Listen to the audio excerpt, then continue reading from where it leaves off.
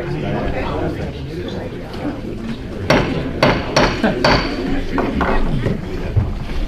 everyone to rise. If you've got a hat on, please remove it. As we start every commission meeting, God before country, I'm going to ask that Tommy Johnson lead us in prayer. Before I do that, we have a local family who's given birth to a young daughter who's very much struggling at this very moment. There's a prayer vigil going on Facebook. It's the Colton Clark and Allie family struggling. Things are dire, but we know prayer changes things. Mr. Johnson. Let us pray. Our most gracious and loving Heavenly Father, we thank you once again for this day. God, we thank you for all your many blessings. Thank you, God, just simply for the freedom and the privilege to get to be here tonight. We thank you, Lord, for the opportunity to bow our heads and to faithfully pray, God, your will be done in our hearts and our lives. For the Clark family, we pray, God, that you will touch that family. As your word says in Mark 10:27, all things are possible through Christ. And Lord, we faithfully pray tonight that you would touch this family. Lead, guide, and direct in this meeting. Give us peace, fellowship, and harmony. Most of all, God, use each of us in some way tonight for your honor and your glory. We love you, we praise you, and we thank you for all that you do in your name. Amen. Amen. Thank you, Tommy. Remain standing. We have with us tonight our former superintendent of schools and veteran, Johnny Cordell. Johnny, I'm going to ask that you lead us in the Pledge of Allegiance. Remain uncovered. I pledge allegiance to the flag of the United States of America and to the republic for which it stands, one nation, under God, indivisible, with liberty and justice for all. You may be seated. I want to welcome everyone to the regular bi-monthly meeting of the Squash County Commission. This November 17th. Tonight we welcome you. The meeting will be held for as long as it takes to get through it. We want to thank our friends from BTC Fiber for being here, recording this meeting, and we appreciate them as always. Thank you so much. First on the agenda, you read through everything here. Madam Clerk, we have roll call, please. Chester Shell. Yes, ma'am. Linda Lewandowski. Here. Brian Ruling. Here. Blaine Lane. Here. James Breland. Here. Brian Walker. Here. Joyce Dodson. Here. James Wilson. Here. Jeff Barger. Here. Paul Powell. Here. Michael Hudson. Here. June Dishman. Here. Frank Silver. Here. Susie Bostick. Here. Wayne Clemens. Here. Tommy Johnson. Here. Tom Venero. Here. Jeff Mackey. Here.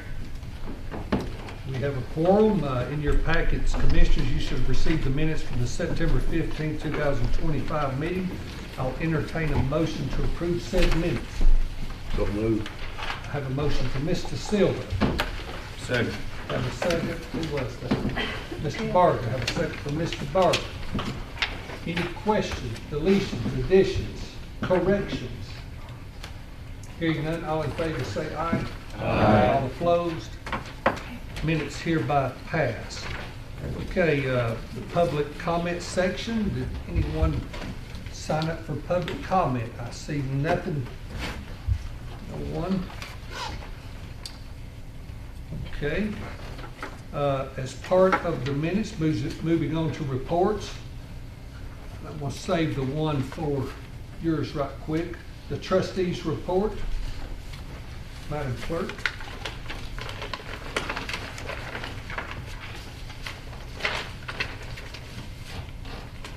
At this point, there will be more after they give the report, but I'm going to hold that for right now.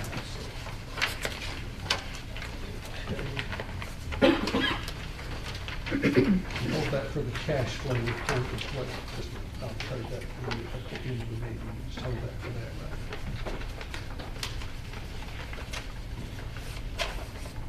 now. Okay, up first, I've got on the agenda the Heritage Farm presentation. We're postponing that for tonight. We didn't have our T's crossed and our I's dotted, so we're going to put that off till the January meeting.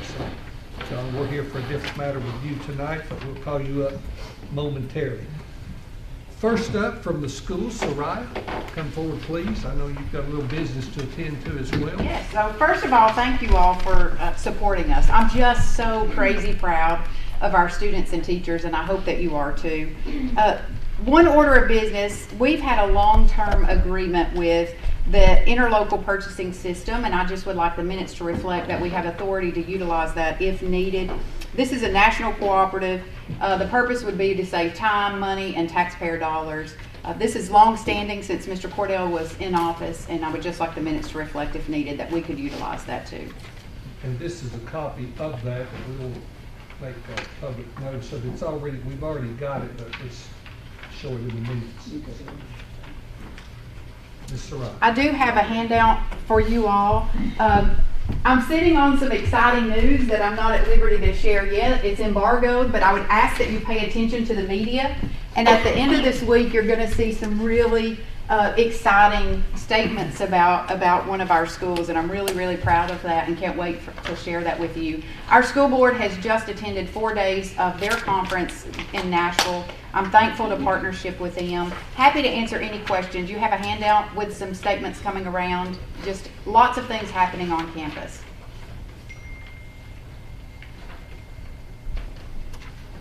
All right. No questions. Thank you, Sarai. We appreciate it. Yes, sir. We have our highway super with us tonight, Mr. Eric Higgins. We've got your report here too, Eric. Chester, it's good to see you back. Yes. It's good to see you back. I'm only gonna, y'all can look at the numbers at the top. I want to talk about mostly the request for removal roads in the back. We didn't get to have a road committee meeting tonight, but in y'all's packet, attachment C, there's like 3 roads back there we need to look at and decide. As a matter of fact, one of the families is here on one of the roads, but like I think Keith told me we were going to try to have a road committee meeting in December sometime. December the 8th. Let me go ahead and get that out there. We'll Mark that down. advertise that for December the 8th at 5 p.m. So, Chairman Johnson, is that correct? Yes, sir. All right, and then the only other thing I want to talk about, you'll look at attachment A. I've made a list of the paving jobs that are resurface jobs that we've done this year. And we're finishing up Hudlow Loop. We'll finish it tomorrow, and we'll have done a total of 18. We've got 1 more to do, and we've got 2 tar and chip jobs, those small ones on Signal, we're going to try to finish before the end of the year. So that'll be 22, and I don't know anywhere where that's been done before, but we've been fortunate this year. We've been able to get a lot done. But other than that, I take questions. Any questions for Eric? Eric, what is, you're finishing up Hudlow. Where will you move to after that? The Lewis Chapel. Lewis Chapel. Okay. I want to thank you for a good job you did on this. Looks good, doesn't it? It looks perfect. I went out and checked the striping the other night after they did it, and I couldn't find any flaws in it. You have to check it at night or you can't find them. And then next year, I'm gonna set up and try to get the rest of it knocked out, hopefully in the springtime of next year. Well, I want to thank you very much. Thank you. Hudlow Loop looks pretty good too. Good job. We got to stripe it. We'll get that next. Yep. Likewise, Eric, in the 8th District, what you've done there looks very good.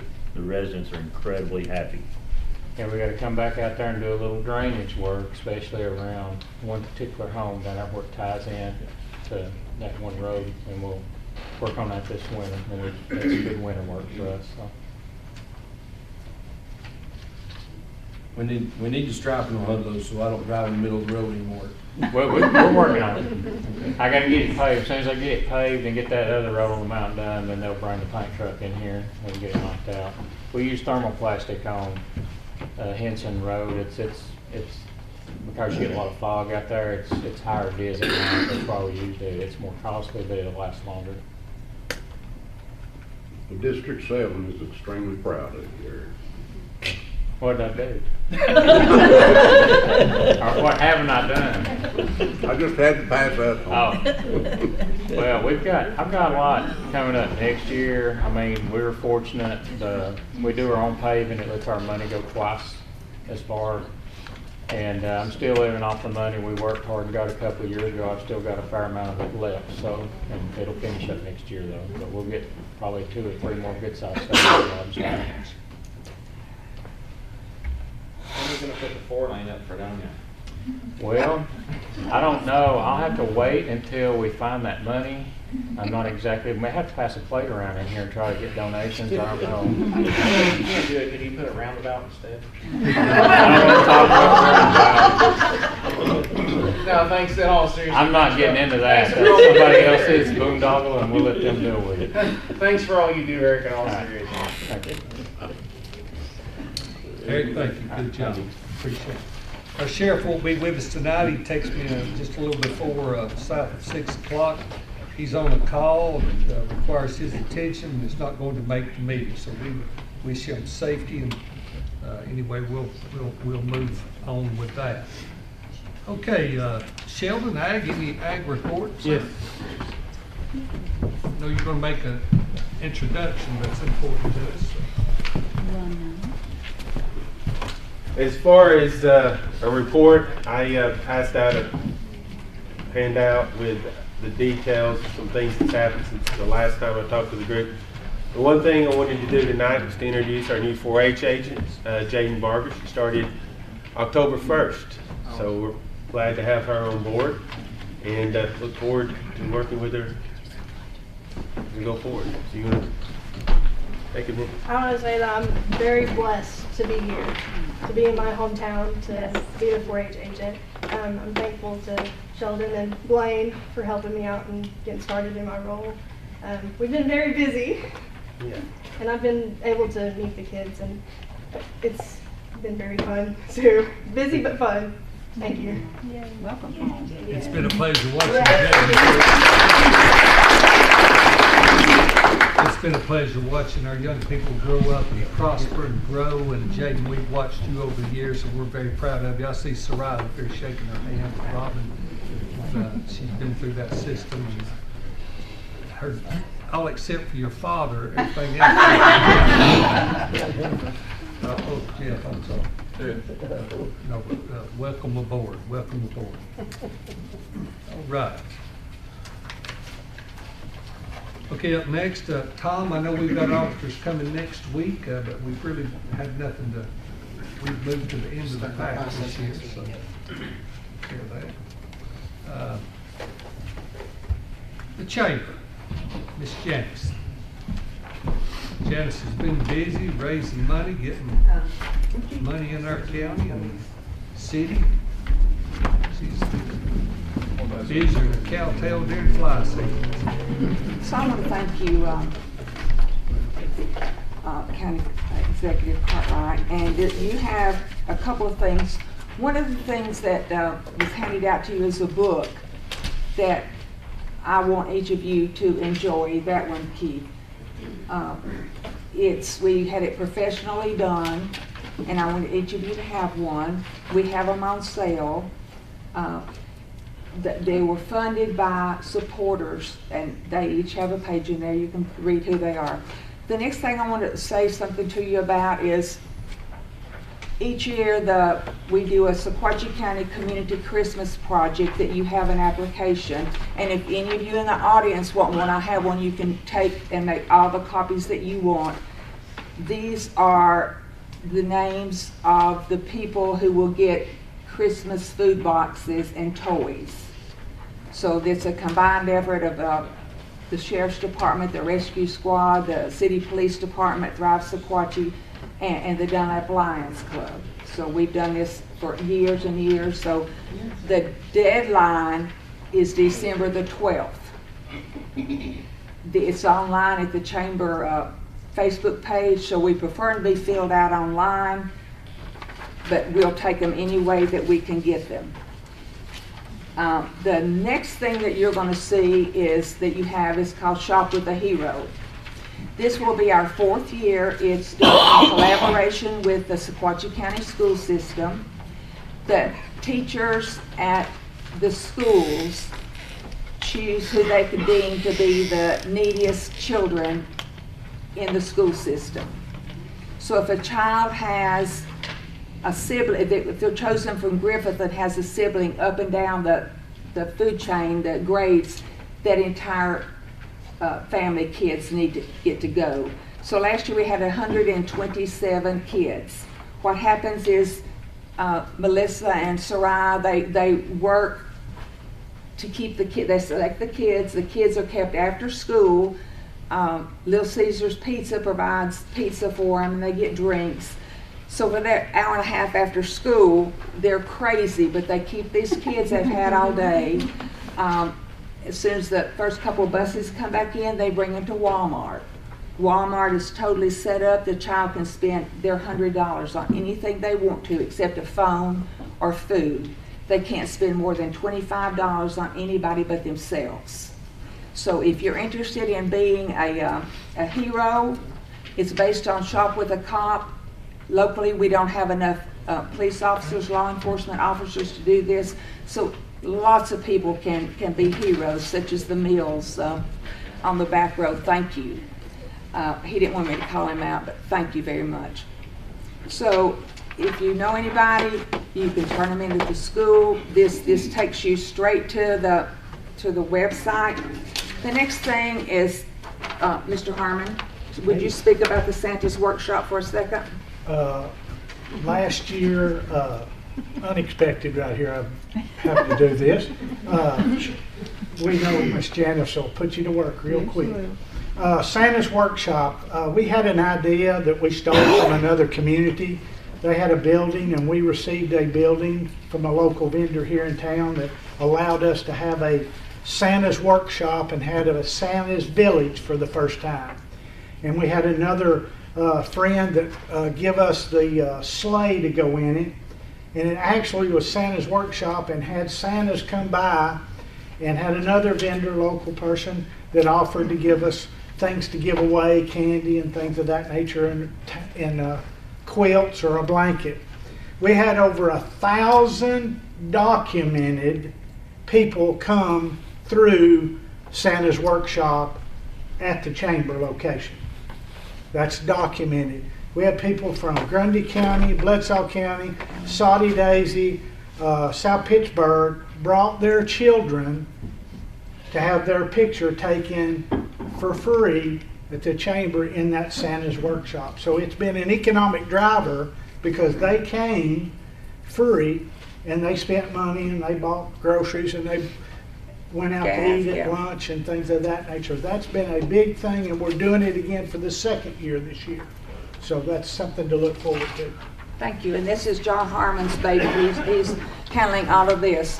The last thing that was just handed out to you is, you may or may not know that the governor came to the cookie jar last Friday. I knew at 4:37 on Thursday afternoon that I was to be at the cookie jar at 9 o'clock. So there were several people said, why didn't I get invited?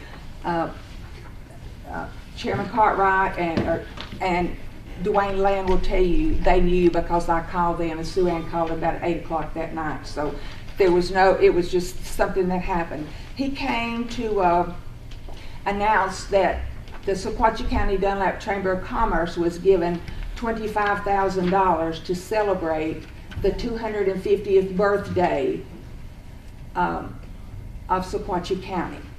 So with that, what I would like to say to you, I've kind of broken it down, is that I would like to give each of the districts like $500. What I said was, we're going to do a birthday party for the people in your community that won't come to the 4th of July celebration.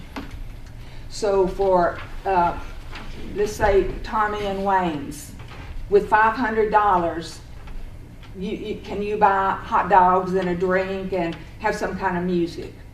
That just a celebration, and nothing added on, because I know y'all have monthly meetings anyway. So each of you have $500 in your district to have a celebration of the 250th birthday.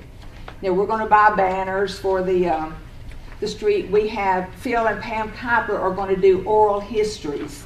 So if you know people in your community that they don't have to be old and on the deathbed, but people that you want to keep their heritage, well, I hear you back there. So Pam and Phil Kuiper are going to do oral histories, and we're going to video it because we want to archive them, hopefully work on this, Robin, so that their grandkids and great-grandkids. We're going to do a study and identification of the ceremonies, my goodness, of the cemeteries. We might have a ceremony at the cemetery, but we're going to identify those. The Trail of Tears comes right through here, but we don't know where. So we're going to do, Phil and Trish Harris are going to do some things around the Trail of Tears. We're going to have community forums and lessons on the Constitution and the founding documents, bringing in nationally recognized constitutional scholars. If there's, through the school system, we're going to do art contests and essay contests. There's money there to provide prizes. There's also a category for adults. So if you're a writer or an artist, plan on it because we're going to honor those, but it will be around the 250th birthday.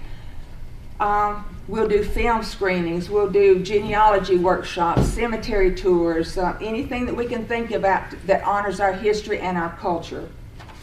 The impact is listed at the bottom. I'll be glad to share this with anyone who would like it. And the state has entrusted us, I know y'all have had some questions about the 501c3s. The state has entrusted us, we were just notified of this week, that they're giving us $250,000 to do the 3-star grant for the next 18 months. And if they can trust us to spend their money, we do it legitimately. Our books are audited. We do everything by the book. One of your commissioners is there every day. Ask him about it. So if you have questions about us, let us know. But we work diligently for you. We don't spend the $250,000. It'll be for the community. Not one penny of this. I never ask for money for staff. Not one penny of this comes to the chamber. It flows through the chamber into the community. So if there's anything else that you know of, there's other grants out there you would like for us to work on, we'll do that. This $250,000, we wrote it. We're going to have the development district serve as the overseer so that we don't have to do bids. They already have the permission to do that. So if you know of anything else that you're interested in, let us know that too. I thank you for everything you do and the support that you give. And get me your needs and a date where you would like to do your celebration. You don't have to reinvent it. Let us know the date. What are your questions?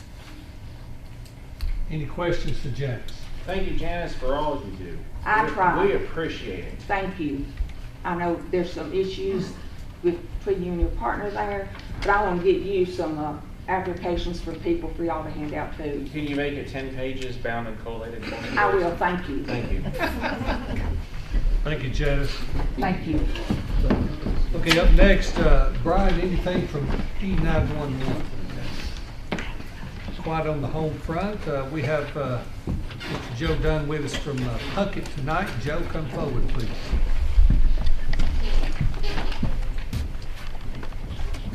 Thank you. I just wanted to provide a brief update on the EMS operations here in Sequatchie County. Last month, we were awarded a state grant that we plan to use for upgrading our equipment. The grant was for around $23,000 per county. Right now, our main focus is going to be to replenish our Lucas devices. We remain fully staffed, so we've been successfully concentrated on our in-house education. This Friday, we'll have 8 graduates in our advanced EMT program. They're currently EMT basics. One of the 8 is here in Dunlap. We are also continuing on with our paramedic program. They're going to start their clinicals here soon. The paramedic program does not end until August of 26, but 3 of the 8 paramedic students are from here in Dunlap as well. I do want to say thank you to Sequatchie County Middle School for us being a part of the Life Maze this year. I just did it 2 weeks ago. And I'm open to any questions. Any questions for Joe? Thank you, Joe, for what you guys do. Thank you. Splendid job. We appreciate you. All right. I believe Pam Scott's in the building. Pam, there's something growing out behind the fair building. What is it? Our barn is done. The structure was finished today. Now we need a little bit more landscape work, and then we start trying to find funds for electric and water.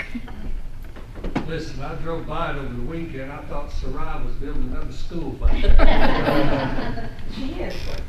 Anyway, it looks fantastic. Thank you for all the hard work, and you know, it looks great. It makes the property, enhances the property, and I did a great job. So, thank you.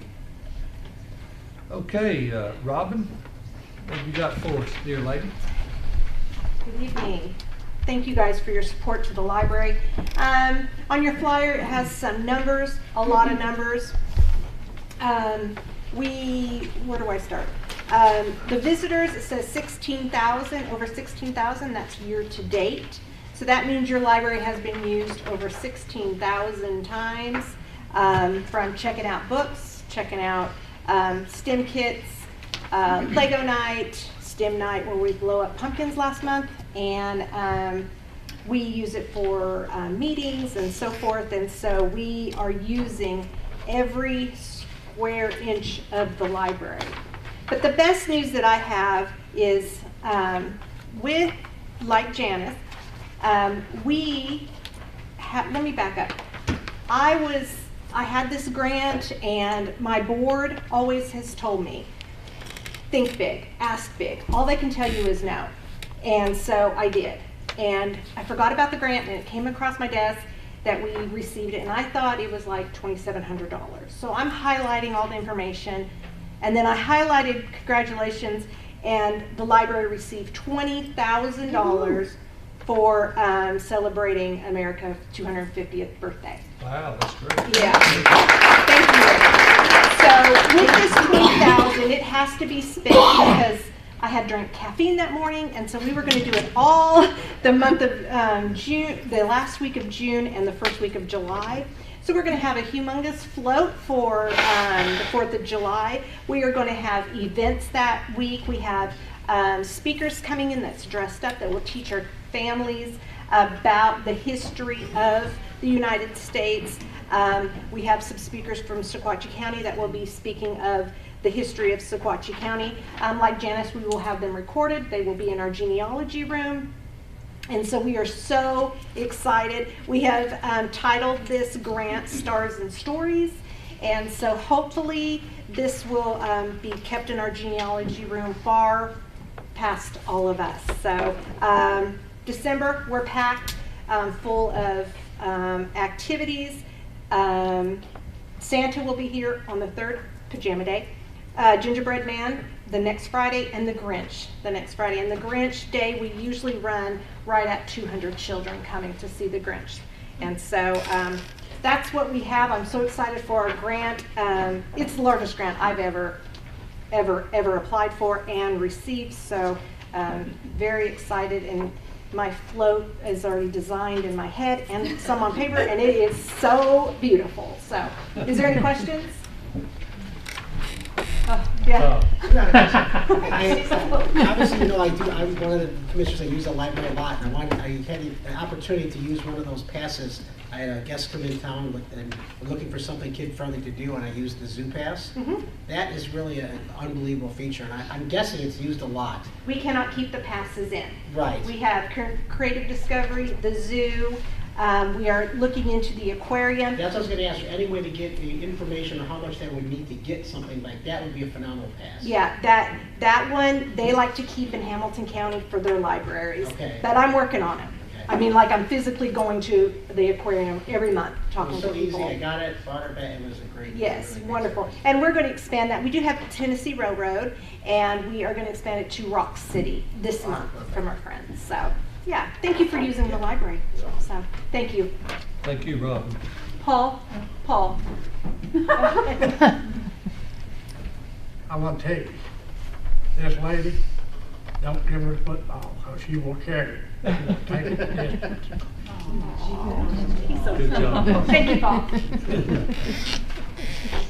All right, anybody here from Valley Fest? I don't see Dr. Pickett. See plenty of school board people back there. Hello.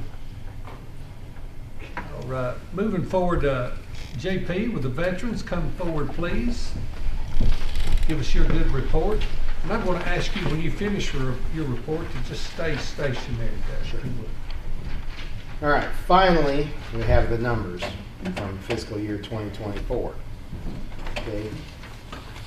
They did not publish an actual veterans number, so we had to use the VAG Gen Pop or Vet Pop estimate. That shows us with having 1,140 veterans, 424 receiving compensation, and 462 enrolled in healthcare, and 76 widows who receive DIC or pension. That's the first year that statistic was separated from normal veterans comp. So we're receiving about 21 million in comp and pension between widows and veterans, and 28.5 million in total VA compensation.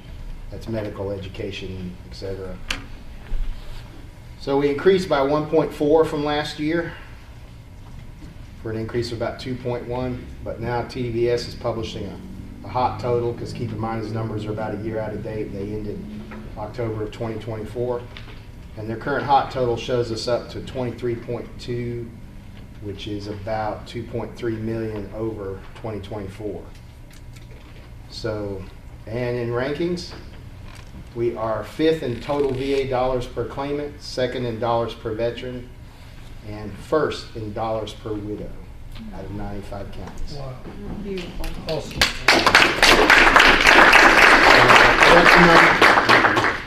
Production numbers are all pretty good. I think the pack wave is kind of falling off, but we should be pretty close. So, any questions? Just one comment.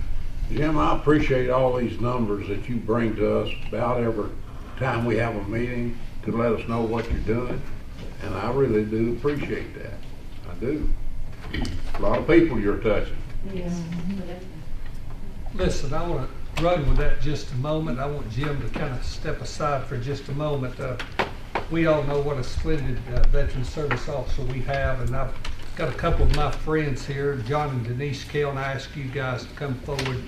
They want to share a little story about our veteran service officer that just touched me to the core. And Denise, you can sit back there.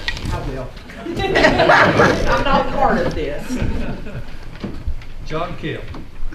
Again, my name's John Kell, and I am a member of the Sequatchie Valley Veterans Honor Guard. And I want to thank Keith for allowing me some time to speak tonight. What I have here is a letter of recognition for Jim Patterson. It was written and submitted by Casey Compton. She is the wife of the late Sergeant Miles Compton of the United States Marine Corps veteran. Before I read the letter, let me give you a background on how did Jim get involved in this case. Many of you know my brother, Don Kell, in this room. And he retired out of the military, and he retired and got a job contracting for a defense contractor down at Huntsville, Alabama. While in this job, he hired a young sergeant, just got out of the military, Sergeant Miles Compton. They became good friends, and my brother was a mentor to him. About a year ago, my brother called me very distraught. Miles is no longer with us. And his wife was struggling him. Where does he go? Where could she go for help? So with that being said, I said, I know the veterans rep here in Dunlap. I said, I see him quite often. I'll ask him and give him see if he can give us some advice. So I saw Jim. And Jim said, well, here's my phone number. Give him that phone number and tell him to call me. And so we did. So this is a letter from Casey Compton. To the honorable members of the Sequatchie County Commission, I am writing today not only as a proud Marine Corps wife, but as a widow whose life and whose children's futures were forever changed because of the kindness, dedication, and relentless compassion of one man, Jim Patterson. My husband, Sergeant Miles Compton, served in the United States Marine Corps from 2002 to 2006. Stationed at 29 Palms, California with the 3rd Battalion, 4th Marine Expeditionary Unit, he completed 3 combat deployments in Iraq. As a section leader, Miles led his Marines in over 1,000 hours, 7,500 miles of mounted patrolling in and around Al-Fallujah. On June the 14th of 2005, his convoy came under heavy mortar attack, disabling the vehicle in front of him and severely injuring one of his Marines. Under fire, Miles reoriented his team, led them to safety, cleared enemy positions, and secured weapons in the assault.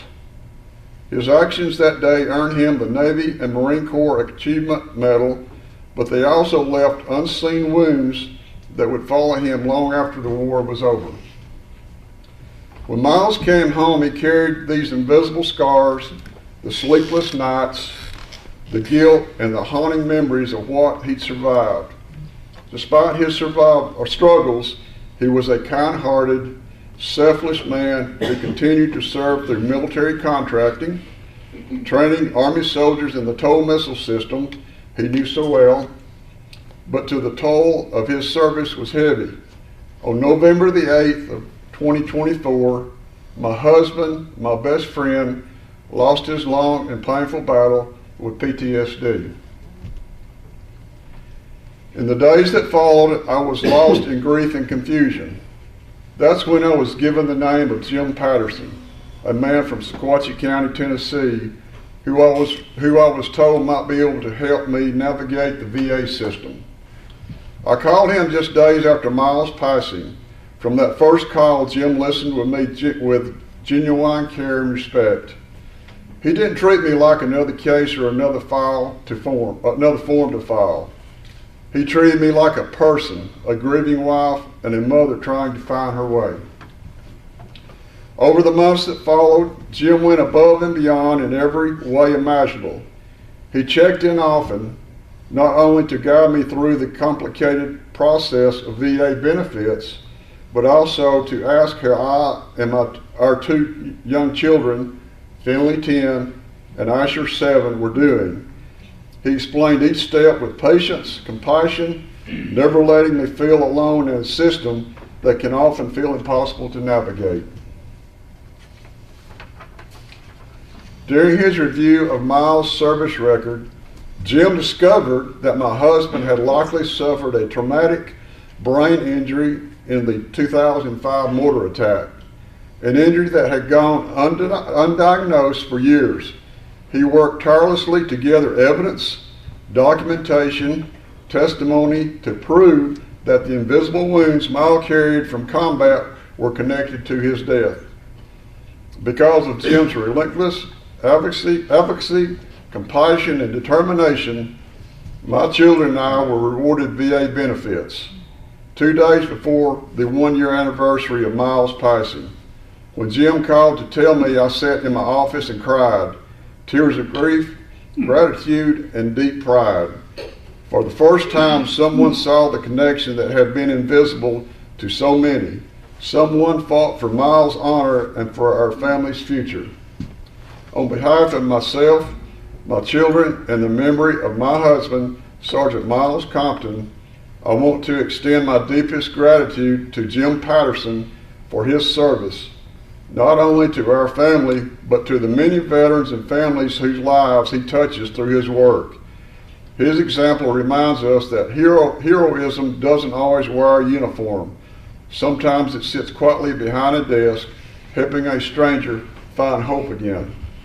Thank you, Jim, for honoring my husband's sacrifice and your own selfish service, and thank you to the Commission for recognizing a man whose compassion forever changed our lives.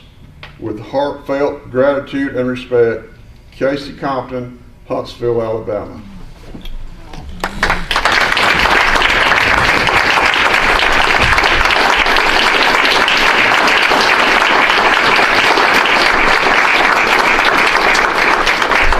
Jim, my brother and I would like to present you this Brothers Forever pin. This pin represents the bonds that all veterans from all military services have for each other. This is an unbreakable bond that reaches across the boundaries of time. May I place this around your neck? Sure.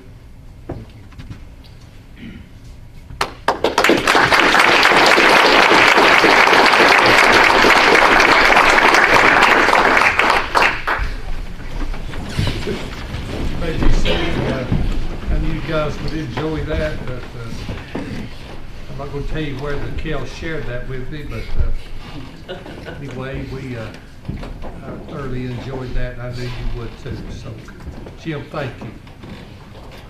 Thank you. All right, anything from legal? No. Thank you, Jennifer. Always quick.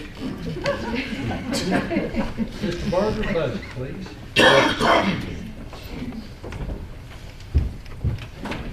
Make it quick. All right, I'll talk fast. I'll talk fast, don't listen. We never do. All right, the Budget Committee did meet this afternoon and considered a couple items. One item is rules for charitable and nonprofit organizations. We didn't take any action on that tonight. We're going to get some more research done on that. There was another item that we took. It was, and this came as a motion from the Budget Committee, to the surplus. Get the items here that want surplus. The surplus, one compactor, one receiver bin, and one 40-yard container from the county surplus. And that was a motion from the Budget Committee. You've heard the motion. Do I hear a second? I have a second from Mr. Johnson. Any questions, deletions? Hearing none, all in favor say aye. Aye. All opposed, likewise. Motion hereby passes on surplus. Mr. Barker. All right. The other item that we did take action on tonight was, this was kind of early on. It was the large equipment bid quote. This was not in our package. It was not in their package. When in the Budget Committee, we waived the 5-day rule. So from the Budget Committee, we make a motion to waive the 5-day rule so we can discuss this. I'll entertain a motion to waive the 5-day rule. I have a motion from Jim Brennan. Do I hear a second? Second. A second from Mr. Powell. All in favor say aye. Aye. All opposed, said 5-day rule is hereby waived. Mr. Barker. All right. So there was a grant and a bid out for equipment, and I believe this is for the food bank. Correct. Correct. There was 2 bids that came in. I can't get the names of these. WMH Solutions. Correct. And Culinary Depot. Correct. Were the two bids. The recommendation from the Budget Committee, and this was a motion from the Budget Committee, was to award the bid to WMH Solutions for a sum total of $70,200.22. The other bid for Notary was $106,300.55, and we went with the lower bid. You've heard the motion for the Budget Committee. I'll entertain a second. Have a second for Mr. Walker. Any questions, comments? Hearing none, Madam Clerk, a roll call, please. This exceeds 5,000. Chester Shell, Yes.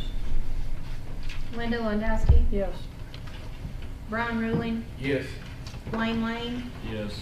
James Breland, Yes. Brian Walker, Yes. Joyce Dodson, Yes. James Wilson, Yes. Jeff Barger, Yes. Paul Powell, Yes. Michael Hudson, Yes. June Dishman, Yes. Frank Silver, Yes. Susie Bostick, Yes. Wayne Clemens, Yes. Tommy Johnson, Yes. Tom Venero, Yes. Jeff Mackey. Yes. Bid is hereby awarded. Mr. Barker. All right, outside of that, there was, the only other business that the budget committee discussed was, and it'll be coming up later in our packets, there's a couple of resolutions, 808 and 809. There was discussion only, there was no action taken out of the budget committee since this will be voted on by the full commission. Thank you, Mr. Barker. We appreciate it. Right. Okay, did I miss any departments? I know we have Mr. Condra in the house, but anything about the assessor's office, James? Working efficient. Moving on into new business. Up first, I want to call John Harmon to speak about the Ag Traffic Initiative. And John, come on up. Here's Sheldon, whoever needs to come up. So. Yes, sir. Executive Cartwright, members of the committee, commission, I want to thank you for the opportunity to come speak to you tonight. We're going to talk just about a new program that's a Sequatchie County Agricultural Area Traffic Safety Initiative. With the influx of new residents to our community and the recent national recognition of America's Scenic Byways designation, which Sequatchie County is one of 9 in the state of Tennessee. That's an honor to be nationally recognized like this. This national designation will continue to bring a significant amount of new visitors to Sequatchie County in the future. And speaking with Executive Cartwright and Sheldon Barker with the Agriculture Extension Office, and the farming community, members of the farming community, our thoughts were to identify agricultural areas throughout the county in the interest of safety, traffic safety. This traffic safety initiative is to bring awareness to the motoring public that potential hazards may exist in these working farming communities. We have 2 letters that were recently given to me and Mr. Barker from the Sequatchie County Soil Water Conservation, from the Chairman Debbie Donnell, and the Sequatchie County Agricultural Committee Chairman Andrew Johnson in support of this safety traffic initiative. This program actually is a complement to the already Sequatchie County Heritage Farm program. This identifies those areas a little more for safety reasons. And I'd like to call upon Mr. Johnson, Commissioner Johnson, and I want to thank you for your time, Commissioners, Executive Cartwright. Thank you. Thank you, Mr. Harmon. So, you know, we've talked about the agricultural history in our county. And if you look at what the state was built upon, the #1 economic driver still in the state of Tennessee is agricultural. And as a farmer and 3rd generation, now 4th generation, our family too, it is imperative that we get some kind of notice out to the general public that you're entering a zone where you could be increased traffic, or especially around slow moving equipment like farm equipment. And from being a witness to driving along our highways on tractors and farm equipment, it is amazing the distracted drivers that we're facing and the reactions that people give to those of us who are trying to go about our own farming businesses. So utilizing former Highway Patrolman Harmon's expertise and a lot of his history, we looked at what can we do to try to help this. And so therefore the proclamation that is in your packet is what we'd like to consider tonight. So this is a proclamation of support of the Sequatchie County Agricultural Traffic Safety Initiative. Whereas Sequatchie County is fortunate to have been recently recognized as having 1 out of 9 America's scenic byways, and whereas agriculture continues to play an important and vital role in Sequatchie County's heritage, lifestyle, and economy. And whereas this agricultural traffic safety initiative is to increase the public safety awareness of everyone throughout our county, in our rural communities, and especially in the identified and designated agricultural areas of Sequatchie County for the potential of increased driving hazards that could be present for frequent and often slower moving farm machinery utilizing the roadways to and from farms in Sequatchie County. Now therefore, the Sequatchie County Commission wishes to support the Sequatchie County Agricultural Traffic Safety Initiative in bringing an increased awareness to the motoring public, whether local or visitors, that potential hazards may exist in these identified ag areas of Sequatchie County through properly placed signage in these identified areas. And the Sequatchie County Commission wishes that all motorists and agricultural workers operating machinery on our roadways share the roadways respectfully and safely while enjoying the beauty of Sequatchie County, Tennessee. I, as Commissioner of 8th District, would like to entertain a motion to approve this proclamation. Have a motion from Mr. Mackey, have a second from Susie Bosnick. Any questions? Hearing none, all in favor say aye. Aye. All opposed, said proclamation is hereby adopted. Mr. Sheldon Barker is now, this will be the new signs going up in the ag communities. The sign, the color of the signs are being ordered, but the actual color that will surround the sign that says "Slow down, farms and families at work, your speed equal their safety, Sequatchie County agricultural area." The sign will actually be chartreuse in color, other than the regular safety yellow, to get your attention, to let you know you're traveling in that area. Very nice, very nice. Congratulations, guys. We appreciate all the hard work and thoughtfulness going into the safety for our citizens. We appreciate it. Thank you. Thank you all. Great program. Great program. We'll have some of the heritage farms coming up in January. I know we'll cross some more T's, dot a few more I's, and look forward always to that. Okay, next on the agenda, the IDB appointments. Two folks to be appointed, reappointed, Pam Mooneyham and Dale Bryant. Also, the newest appointment, Ronnie Land, stepping away, his choice to step away, and we're presenting Clint Huth as the new appointment. Now, guys, I just realized, and Commissioner Lewandowski reminded me that she didn't have these names, so I think for just readopting these appointments, do we need to waive the 5-day rule? I would. I'll entertain a motion to waive the 5-day rule because I left those names out. I have a motion from Mr. Powell and a second from James Wilson. All in favor of waiving the 5-day rule, say aye. Aye. All opposed, said 5-day rule is hereby waived. On the adoption or reappointment of Pam Mooneyham and Dale Bryant and the appointment of Clint Huth, I'll entertain a motion for that. Mr. Johnson, I have a motion from Mr. Johnson. I have a second from Mr. Powell.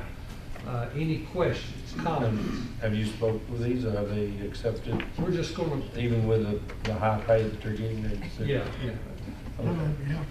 We have spoke to these people, and they're willing to keep serving, and Clint was excited that for the offer as well. So, any other questions? This is just a comment, but I feel like I wish we could have more brought to us from that. Maybe it's a secret. I don't know, but it's not a secret. I mean, but there's just, we don't hear anything, and then here we go again with them. But I Well, hope it's a good thing. Let me say this, they keep me in touch, and you'll be hearing more coming up pretty quickly. Not a lot has been going on because of the trying to get through all the TDEC stuff, but we are through that now, so we should be hearing about cleanup and that sort of thing. I thought Pam might be here tonight, but to report on that, but anyway, but she is not, so we'll move forward. But thank you for that, Joyce, and I will encourage that to happen. Anybody else? We have a motion and second on the floor. All in favor of reappointing and appointing these folks, say aye. Aye. All opposed? Hearing none, these appointments hereby stand. Okay, next is Resolution 806, the County Flood Drainage Prevention Resolution. Let's get a motion and second off the bat first. I'll entertain a motion for this resolution first. I have a motion from Mr. Wayne Clemens. I have a second from Brian Rudin. Now, any questions and or discussion? I have Mr. James Condra in the house. We've had a couple of public hearings on this matter. Fire away, guys. Mr. Condra, it's my understanding that 2011 we passed a resolution opting into the National Flood Insurance Program. Is that correct? Yes, we did. Okay, and it's my understanding that this resolution is just it's added more, I guess, rules and regulations to that program. FEMA and TEMA are making it much more stricter to build in a flood zone. That's what the basis of this is. And would you say if we don't pass this, the potential to lose money in this county and for our citizens to lose money on the housing insurance or current flood insurance may increase? Yeah. So it's essentially a mandate from the federal government. Tennessee made it state law that each county and municipality in the state back in 2011 would need to participate in the National Flood Insurance Program. That's administered through FEMA. And so this is a resolution that FEMA sent to the state of Tennessee to TEMA, and then TEMA forwarded it to all the cities and counties in the state. So it, you know, I've worked with the federal government before. It's basically asking you nicely to do it. And if you don't, there are consequences. The way I understand it, it's asking you nicely to do it, but if you don't do it, your citizens will have their flood insurance canceled. They won't be in the FEMA, and basically if you have a flood, FEMA's not coming. Or I won't say they won't come, I'll just say we'll get the minimum help. Well, exactly. They would have to go out on the market and purchase more expensive flood insurance. Commercial insurance. And then if we have a situation here in which the entire city's in the floodplain, we won't get federal money. That's the way I understand it. We asked the question of TEMA because in one of our public meetings, it was a question that was brought up. What are the results if it gets voted down? And TEMA sent back and said, after talking with FEMA, everything that you mentioned, plus any kind of grant money, any kind of federal money that might come to the county might not be offered. And I just want the folks in the 6th District to understand this is basically a mandate from the federal government, and I don't see that we have a choice but to pass it. That's all I want to say. So I also have a question about, you're talking about floodplain most of the city, and that's true, but is this resolution right here is just focused on the unincorporated areas? The city has their own separate resolution. That is correct. Most cities have their own jurisdiction and their own floodplain administrator. I'm here as the voluntary floodplain administrator for the county. And also, I unincorporated believe areas. we're being asked to pass this on the 17th. It doesn't go into effect on the 28th, the same day as the new FEMA maps are going to be distributed. Yes, that's correct. Although I found out since then, after we had the public meeting and talked with TEMA again, there is a website. You can go to the FEMA website, and there, through different parts there, you can get a picture of the new flood maps. They have them posted on the FEMA So map site. what effectively is the big difference between the old maps and the new drafts that are posted? The ones that I've looked at, very minimal. But I can't say that I've covered all of them. But we all know 30-year flood, those maps go out the window. That's in FEMA's ball court. I don't control that. I know this won't be popular, but I think it's something we got to do for the greater good. Well, the commission passed a resolution in 2011. I think is resolution number 610, maybe. And so there's already one out there. This is an update to that. And part of this is driven by what happened with Katrina, what happened in the Tampa area with the hurricanes, what happened in western North Carolina, eastern Tennessee. FEMA is just gonna make it harder. Well, the insurance companies are putting pressure on the feds. I'm sure that's correct. Yeah. My biggest concern, but I think you've already alleviated it, was there's also set up in this, there's almost a board of zoning appeals, if you want to call it that if you feel like you've been, I'm talking about the public now, if you feel like you've been done an injustice, those members that sit on that board are local Yes. residents, right? Yes, that's correct. So that alleviated one question I had, because I know in the initial, I thought maybe it said districts, but districts are the county, not other counties included. No.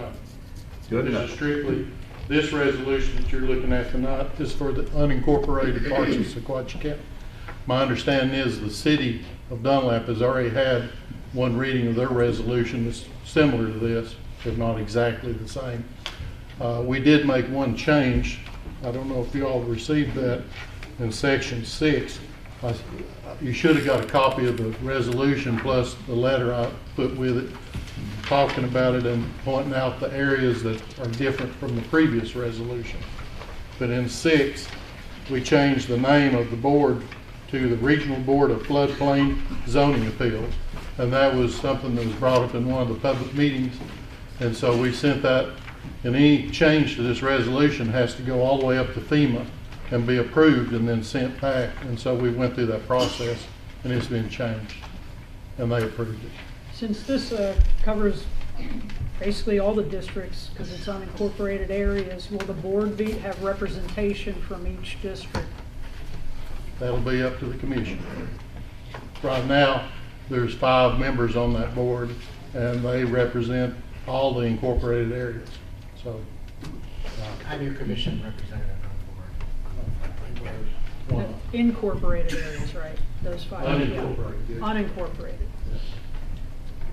Mr. Carter, am I Yes. correct in saying that the homes that are currently in the floodplain are grandfathered in? Right? that is my understanding. We hope that won't change. Some of the concerns in our district are some of the language in here that talks about unmapped streams and things like that, where it looks like, there could be, zoning regulations imposed on those. If it results in FEMA maps showing it's in a flood zone, But they're not mapped. if they're not mapped, that's a questionable thing. Maybe, I don't know. That would have to be brought to us by TEMA or FEMA if we don't take action on it as a floodplain administrator, then I'd have to hear from one of those other organizations of why we need to be concerned about it. I go strictly by the floodplain maps produced by FEMA. James, I think it's, obviously sitting on that board with yourself and the other members, I think it's important to know that the board has all the same concerns that we're talking about here, especially the ones that Commissioner Hudson brought up. This is you can call it an unsavory government overreach, you can call it a hammer or a sledgehammer, you can call it all kinds of things. It's not the first time that this happens with these types of things. And the way the board views it, I mean, I can absolutely vote yes and absolutely vote no. That's when you have this type of decision. What we looked at as the board, I think, is that what vote will have the least impact on things we can control. And I think by voting no, that does actually take people out of a program that they've already put reliance on, gotten mortgages on, made life decisions on. They will be affected, no question, regardless of how many that is. A yes vote would really only affect potential new people, which now have the ability, intelligently wise or however they can make it, to make that conscious decision to purchase in a flood zone. So that's where it's a very unsavory yes vote, but my analysis was, and I think the board shared that, is who will be most impacted by a yay or nay, and that's where you're voting on the limitation. That's kind of, I think, what Mr. Hudson was saying, and that's what the board took into consideration when they made the unanimous recommendation to vote for it. Yes, it's very painful. You can build in a floodplain, but you have to follow certain regulations to do that. And this ordinance or this resolution will require you to follow those regulations. And if the county passes it, then we're supporting that. My issue, and I'm just gonna say this as a private property rights person, is that we are being given essentially a mandate, a threat. I would take that email as a threat from these people, that if you don't pass it, we're just gonna screw over your entire county. So basically, I've been faced with a vote to either give in to this threat or not give in to it and potentially screw them. But if I'm doing so and I vote for this, I'm taking away the rights of other property owners. You know, this resolution says structure. That could mean just about anything. Farmer wants to put a barn on his property, somebody wants to build a tool shed. It's another unfunded mandate that we're getting from government. And government continues to put out these wonderful mandates to us. We see it all over the county, we see it at the schools, they put out these mandates to us and they don't want to pay for it. So now what I'm saying, or what this is saying, for an unquantified amount of people, we don't know how many people participated in the flood insurance program. It only covers up to $250,000, so I can't imagine there's that many properties out there that are involved in it, but they won't quantify it. And they tell me, well, gee, if I don't pass it, we're just going to take all of these people off of flood insurance. We're going to cancel all this stuff. Now, my question is, it can't be any more than a threat, because what changes with those houses? I vote no for this today. Nothing changes with that house tomorrow. They're still insured, but they won't insure something that they've insured before. They won't do it again in the future because I voted no tonight. That's not a right way of handling things. Secondly, if this was such a big deal to pass a state law, and to make this a state law, shouldn't the state Senate and House have come together, formed this, passed it, and sent it to the governor? So far they haven't, and they can't because they don't have the support in Nashville to get it done. So what do? Again, they send all of this back to the counties for us to be the bad guy for this. We're doing their dirty work. We're essentially doing their dirty work. We're selling the rights of our property owners down the line. I don't know who this affects. I don't know who it doesn't affect. I haven't seen the maps. I don't know where this goes. What are the rules? What if half the property is in a flood zone, half of it's not? Does it affect the whole property? Nobody seems to be able to answer the questions that we have put forth, but yet they're expecting me to sit here tonight and impose zoning on about 18% of the landmass in this county. The other side of it is we're signing a blank check to FEMA, who arguably couldn't manage their own selves out of emergency out of a wet paper sack. They did do a very good job in North Carolina. I sat there and watched FEMA go through, mishandle all of this, and then their only solution to that is, oh, we got to prevent other people from coming in and showing us up. I was part of the whole flight of, as being a pilot and aircraft owner, the whole 9 yards of taking supplies over to these people. We had to stop doing that. Why? Because we were showing FEMA up and they just put a bunch of temporary flight restrictions up and said, you can't do it anymore because the federal government has that power. So I have a lot of heartburn in supporting a resolution that takes all of this power and sends it to FEMA. They could decide tomorrow, oh, gee, you're in a flood zone over here. God flooded the earth one time, so the whole country's in a flood zone. They could do that. I mean, they could, under this resolution and this, they could do that. That's my rant. Any no vote for me is a protest vote. I can answer your question on who that. The insurance companies, and it also helps a certain few people get elected. That's who that is. I have a conscience, and I vote for the rights of the property owners, and that's just my conscience for that. Every point that Jeff made came up in committee. He's exactly right. It's like a property tax vote, though. Sometimes we vote for a property tax increase. Don't like it. Who does it serve? Does it serve the greater of the good to get more money for everybody or for none? So, again, that's why it comes down to who would this help or hurt the most, the yay or the nay. It's not all these other things are. There's not happening. Because if you vote no, there's a consequence. If you vote yes, there's a consequence. Guess what? That's why this is a hot seat. So you got to pick one. You have to pick which one affects it less. So that's when I think every vote is not going to be right or wrong here. It's when you're making that vote, is my vote yes to affect less or affect more? That's really what it comes down to. It's a horrible vote. Anyone else that hasn't spoke? Hey, any vote that you tell me I have to hold my nose and vote for it, is a bad day. For my constituents on the first district, I'd vote no for it because, you know, I don't want to put them in that situation where they have to get a permit and stuff every time they build something. They've lived on them mountains for years, and I think we can live with whatever comes in the area. I'll make one other comment, and that is the fact, talking about this Board of Appeals, it's kind of like the equalization board on your taxes. It does have an out, and it is what I call local county representatives on that board, not the state, not the federal. And because of that, with that variance, of course, I'll vote for it. Jennifer, I want to ask for your opinion. You and I have spoke about this, but I mean, it was pretty, nothing else, but just I think people would like to hear from you. Well, we met today on this. I mean, you know, it's not pleasant. It's not something, but I mean, I think the email speaks for itself that, you know, you're going to have, if you don't pass it, it is going to affect residents. You know, I got the letter after the last meeting because I have a piece of property on the Sequatchie River. Do I like it? No. But I think what this is saying is if you don't, then you could lose benefits, you know, and I don't think you have a choice. I mean, you have a choice. You can vote yes, you can vote no. I mean, everybody has an opinion, but I think what they're saying is if you don't vote for it, it could affect residents with their insurance companies. It could affect them with Fannie Mae and Freddie Mac government-backed loans. You know, that's what that email is saying, that there are consequences, and the consequences are more severe than having to jump through the floodplains. I mean, if anybody built anything in the city of Dunlap, you know, you have to get elevation studies, you have to go through a lot of hoops, and it's expensive and it's hard.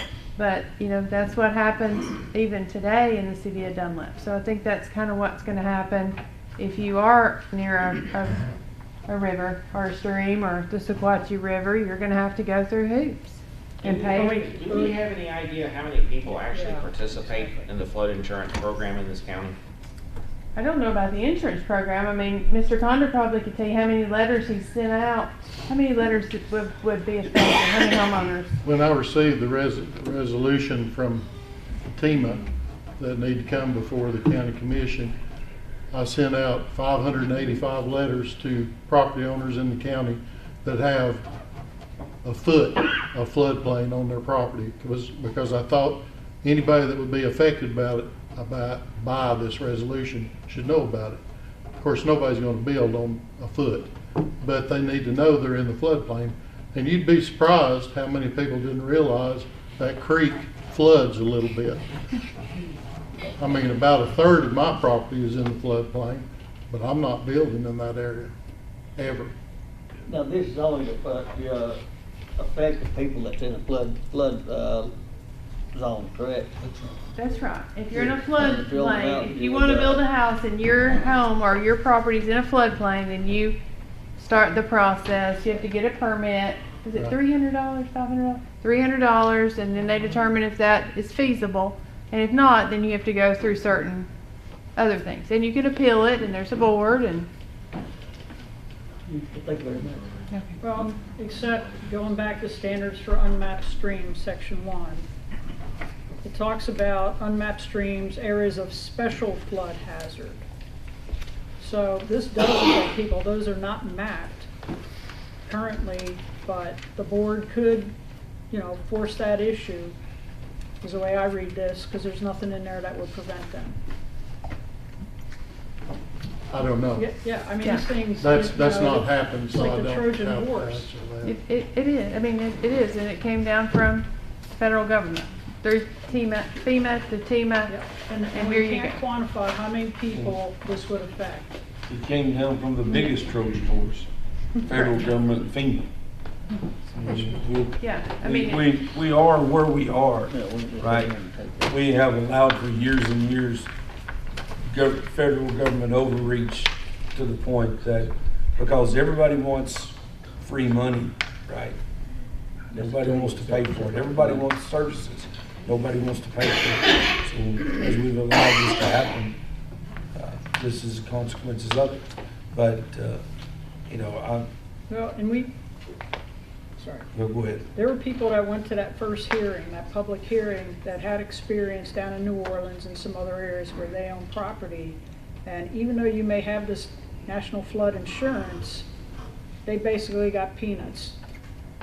You know, so it doesn't, you know, it doesn't guarantee you that they're gonna, you know, in a timely manner, support the damage, and then that you're gonna get, you know, what the current market value is or whatever. I mean, you know, people in, I think, North Carolina or Eastern Tennessee got $700 checks. Sure, but, you know, So- anytime you look for the government to provide for you, it's, Right, you so know, that that's goes not- back to the issue back here that was raised, is how much benefit, right? Yeah, So, I agree. and then how many people are affected. The only And I certainly guarantee is that whether- certain people will have it taken away. That's the only guarantee we know right now. That we a can't- no vote means certain And we people don't have know it how taken many, away. we don't know how many of those Certain people, that's the only guarantee. We're never gonna know how much anyone's ever gonna get, probably zero. So you're voting on the guarantee of what you know in front of you today. Mr. Pike. Well, my take on all this situation is water flows downhill. Does Marion County have this adopted in their county? Yes. So does Bledsoe. Does Bledsoe even give a hoot because they're in the head? They voted it in last meeting. And Marion County I'll has have a to- planning I'll have to commission. support They have that. a full planning commission for all of the counties, so that's a totally different, you know. They passed the resolution. Yeah, yes, but they also have full zoning. Okay, we're gonna call for the question. We got a motion and second on the table here. I'm gonna roll call this just for, Madam Clerk, roll call. Resolution 806. Chester Shell, No. Linda Landowski, No. Brian Ruling, Yes. Blaine Lane, Yes. James Breland, Yes. Brian Walker, Yes. Joyce Dodson, Yes. James Wilson, Yes. Jeff Barger, Yes. Paul Powell, Yes. Michael Hudson, Yes. June Dishman, Yes. Frank Silver, Yes. Susie Bostick, Yes. Wayne Clemens, Yes. Tommy Johnson, Yes. Tom Venero, Yes. Jeff Mackey. No. Okay, the yeses have it. Resolution 806 hereby passes. Next up, Resolution 808, increased bid proposal threshold requirement. Now, let me segue into this. Currently, anything over $10,000 we have to bid because of escalating prices. I'm asking that this move up to $25,000. We're now bidding out lawnmowers, for God's sake, and any other thing. And I know the schools and have a certain, y'all are up to 50,000 for bidding, 25. So, you know, this just helps us in moving fluidly through the procurement process. So I'll entertain a motion to approve Resolution 808. So moved. Have a motion from Mr. Venero, have a second from Mr. Hudson. Any questions, comments? I just want to say one thing, 25,000 is not a big deal. I know lots of cities, lots of counties that went to 25. It's really not a big deal, and if you don't increase, it's going to slow the process down in the future. I wish it was more than that, to be honest with you, but I heard some discussion in the budget committee. It's not a big deal. Anyone, Ms. Lee? I would challenge that opinion. I already spoke in the budget committee, but I just think jumping from 10 to 25, and we're citing lawnmowers, which we bought a lot of them already, but you know, they have a lifespan also. It's not something we do every year.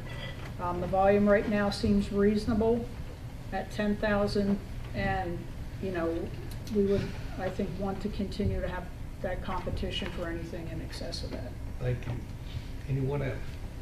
Mr. Venero. This is what I said in the budget. I'll give deference to the chief financial officer elected, Mr. Cartwright. This is, as Mr. Hudson said, it's not a substantial leap, and I have had experience the last 12 years of it getting in the way of things with our budget meetings and amendments and frustration and different things, audit, different things like that. So I think it's something that Mr. Carter believes will make his job easier. We still have oversight, so I would be in favor of it. Thank you, Tom. Anyone else? For a change, I agree with Tom. I agree with both of them. All right, Madam Clerk, roll call because of the amount. Chester Shell, No. Linda Landowski, No. Brian Ruling, Yes. Blaine Lane, Yes. James Freeland, Yes. Brian Walker, Yes. Joyce Dodson, Yes. James Wilson, Yes. Jeff Parker, Yes. Paul Powell, Yes. Michael Hudson, Yes. June Dishman, Yes. Frank Silver, Yes.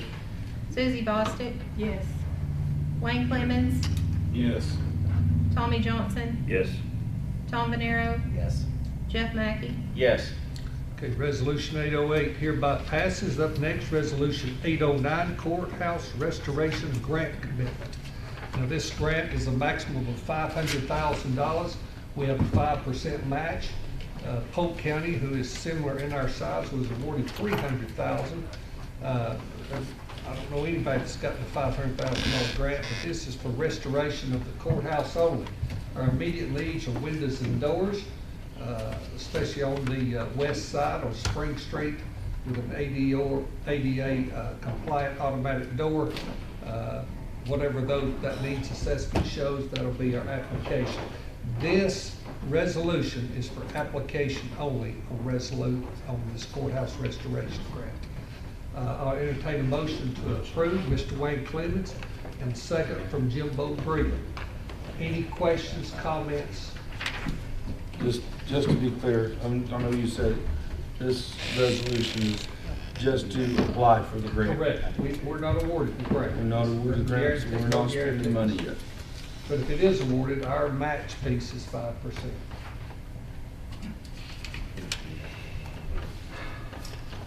Madam Clerk, because it exceeds $5,000, roll call please. Chester Shell, Yes. Linda Landowski, Yes. Brian Ruling, Yes. Blaine Lane, Yes. James Freeland, Yes. Brian Walker, Yes. Joyce Dodson, Yes. James Wilson, Yes. Jeff Barger, Yes. Paul Powell, Yes. Michael Hudson, Yes. June Dishman, Yes. Frank Silver, Yes. Susie Bostic, Yes. Wayne Clemens, Yes. Tommy Johnson, Yes. Tom Venero, Yes. Jeff Mackey. Yes. Resolution 809 hereby is passed. Up next is the opioid abatement award, Ms. Lewandowski.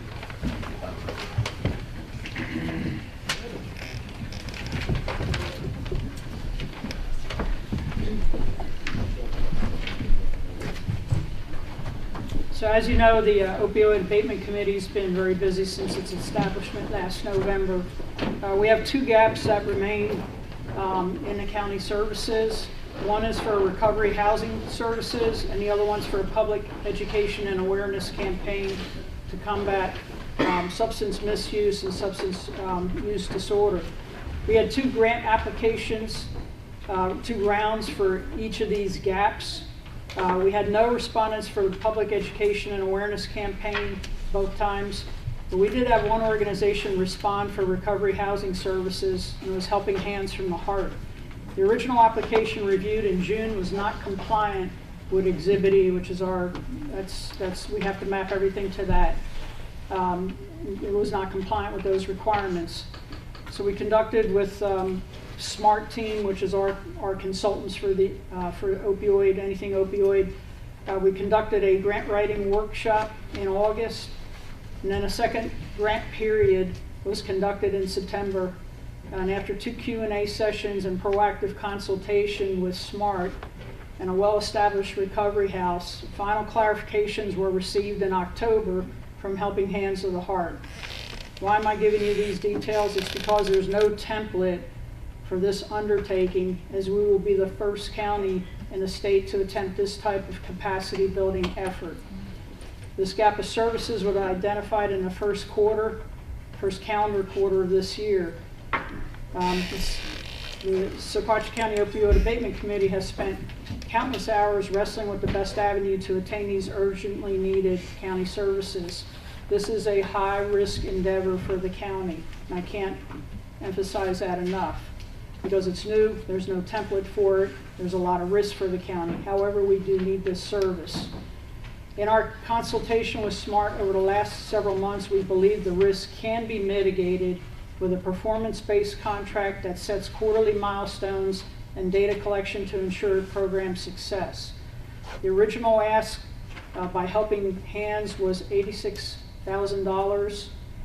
It came out of committee Friday when we looked at the final final budget clarification that was submitted.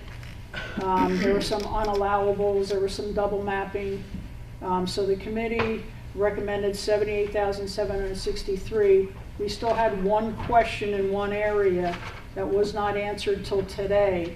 And what we found out is that the money for certain certifications that they had requested, it's actually offered free through the Department of Corrections. So based on that, the committee recommends approval of, and by way of a motion, opioid settlement grant funds not to exceed $75,338 to Helping Hands from the Heart for Recovery House services to be dispersed quarterly with successful meeting of quarterly goals in accordance with opioid settlement guidelines and under a performance-based grant contract. You've heard the recommendation from the opioid committee. I'll entertain a motion to take that. Mr. Panero makes the motion. Do I hear a second, Chester? I have a second from Chester. Any questions for Ms. Lewandowski while she's here? Was any of these details in our packet? No. Was What's any of that? these details in our packet? What that we details? received? Yes. Was any of the details on this contract and everything in our packet that we received? No, Oh. because the Well, we committee. didn't know the award. We just had the meeting. Well, the committee meeting happened Friday afternoon. That, And point of order, do we need to waive the 5-day rule before we do this or not? It was on the agenda. The point of view would be, it was on the agenda, did not know the amount. right. With it being on the agenda, we knew something was coming, did not know the details. Okay.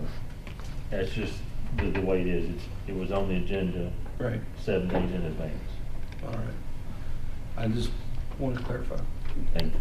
Thank you. Any other questions for Ms. Lewandowski? And and the thing, when you were giving the presentation, you mentioned there is a risk.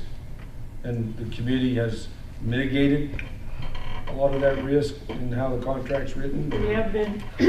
We have been consulting SMART, which Yeah. is our, and then we have, there's also Tennessee Department of Health opioid regional coordinator that sits on our committee as a consultant. So we asked them back in September, mainly SMART, to see, if this thing goes through, how would we mitigate it? Since there is such, how do you de-risk the contract? And they came out with some recommendations for us that, way back then, we didn't have all the specifics yet from Helping Hands because they were still clarifying aspects of their application. But we think that, and it should, the template, we get a template that's been reviewed by CTAS Legal for regular opioid abatement. This is going to be a little bit different. So what we would do is, in consultation with SMART, as the contract is being developed, I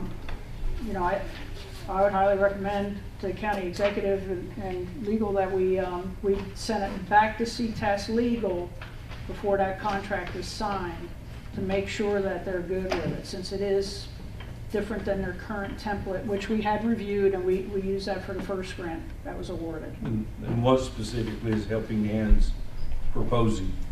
It's a recovery house. Sometimes it's called a sober house. It's when people that are coming out of the judicial system get directed for, basically you're trying to transition them back to a normal life in society. So it's either people that are coming off the street or people that are, directed out of the judicial system. The sheriff sits on the, on one of the boards, so he'll be involved in the process also. Will this be in Sequatchie County? It's in Sequatchie County, yes. And it's, when we disperse funds, it has to be used for Sequatchie County residents. What's the success rate with other programs that are doing that? We asked that also. So they did a study for us in the literature, because originally that was one of the problems with the early application is we thought that the success rate that they cited was high, and that would be one of the outcomes that we hold them accountable in a contract. So they had it like up in the 90% range. It depends on where the individual is coming. So if they're coming out of the judicial system, if they're coming out of the jail, that's going to be a low percentage. So right now they have it set at about 20. We think it sounds low, but we have consulted with another Iron Gate Recovery out of Knoxville, and that's a realistic figure. Well, this, like Linda says, this is a new venture for us. Addict recovery is tough all around anyway. This is, it's a tough gig, so to speak. So anyway, any other questions for Ms. Lewandowski? Hearing none, because it exceeds $5,000. And I also want to remind the commission, this isn't taxpayer money, it's settlement money. We're still held to the standard of allocating those monies. So, Madam Clerk, roll call, please. Chester Shell? Yes. Linda Landowski? Yes. Brian Ruling? Yes. Blaine Lane? Yes. James Breland? Yes. Brian Walker? Yes. Joyce Dodson? Yes. James Wilson? Yes. Jeff Larger? Yes. Paul Powell? Yes. Michael Hudson? Yes. June Dishman? Yes. Frank Silver? Yes. Susie Bostick? Yes. Wayne Clemens? Yes. Tommy Johnson? Yes. Tom Venero? Yes. Jeff Mackey? Yes. Okay, thank you, Linda. I appreciate all the hard work and thank the committee for their efforts as well. Okay, a couple of announcements. The spring planning retreat, guys. I want you to get your pencils and remember this. You'll be getting information that we do each year. This year it's on March 5th and 6th. It'll be at the Squatch Valley Electric meeting room right up the street here. Also, the Christmas parade is Saturday, September the 6th. September. I'm sorry, December the 6th. I apologize. I'm looking down the road too far. The road committee will meet December the 8th at 5 p.m. The emergency services will meet January the 5th of 26 at 4 p.m. So you'll be getting confirmation letters on all these meetings, but I just want to give you a heads up. So, any other announcements? I'm sorry, notaries. Appointment of notaries. Read us the bill of fare, Madam Clerk. All right, we've got several. So I've got Stephen Billingsley, Beverly Gaston, Karen Hicks, Jerry Ruth Holland, Debbie Hudson, Janice Kaiser, Jasmine Mitchell, and Callie Tate. Motion to approve. So moved. I have a motion from Jim Lowe and a second from Jay Knight. All in favor, say aye. Aye. All opposed, said notaries are hereby granted. Ms. Dodson. You might mention our January meeting falls on holidays for the. Yeah, and also remember our January meeting will be on the 4th Monday because of Martin Luther King Day. So, any other questions or comments? Make a motion to adjourn. We've got a motion to adjourn. We said adjourn.